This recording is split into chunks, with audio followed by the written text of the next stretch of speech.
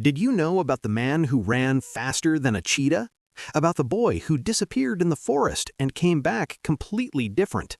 And about the woman who could only speak by breathing helium? Today, you'll hear 3 real stories that are hard to believe. Did you know there was once a man who could outrun a cheetah?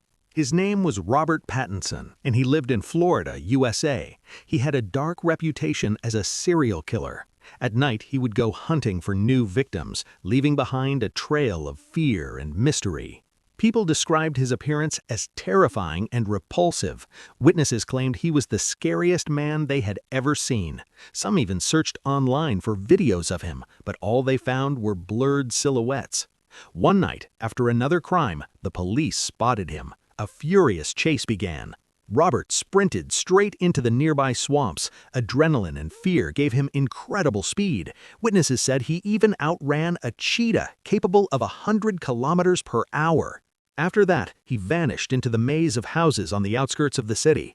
The police searched for weeks but never caught him. Only whispers of fast feet and a dark silhouette spread among the locals. Some witnesses claimed they saw his shadow on rooftops, watching people from afar, appearing and disappearing at the same time. His elusiveness turned him into a myth. Some say he died long ago. Others insist that Robert Pattinson is still alive, hiding in the shadows and continuing to hunt. This story became a chilling legend passed from mouth to mouth across Florida and beyond. Even today, when the sun sets, some say they hear footsteps that belong only to him.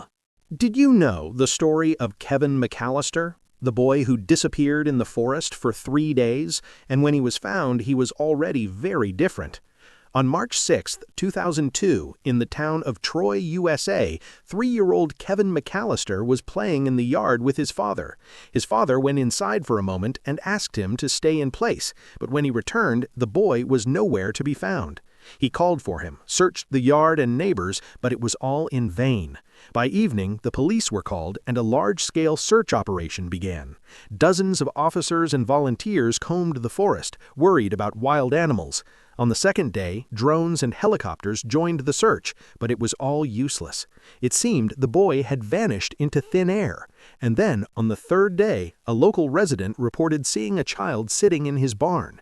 To watch a video of him, just search Kevin McAllister missing boy.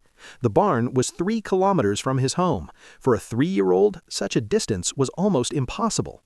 Kevin was exhausted, covered in bruises and scratches, but what shocked his parents most was something else. He looked different. His gaze was empty. His movements were strange. His voice seemed altered.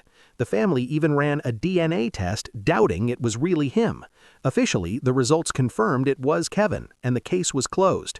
Yet many still believe the boy they found is not the Kevin who disappeared, but something entirely different. Did you know the story of a woman who could breathe only with the help of helium balloons?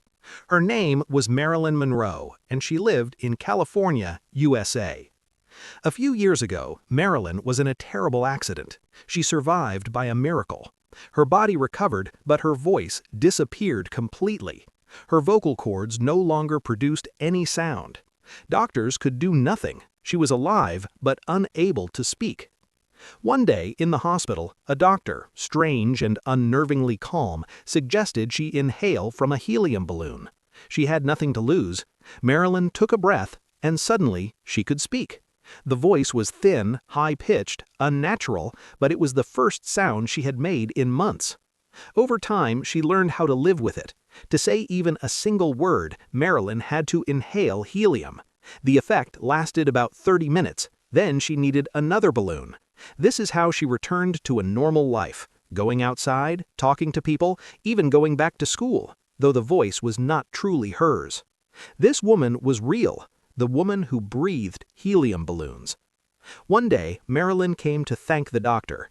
He looked at her tiredly and said that helium slowly compresses the lungs, dries them from the inside, and that she had no more than 2 years left to live. Hope disappeared instantly. When Marilyn Monroe left the hospital, she took out a knife. She no longer needed balloons or a voice.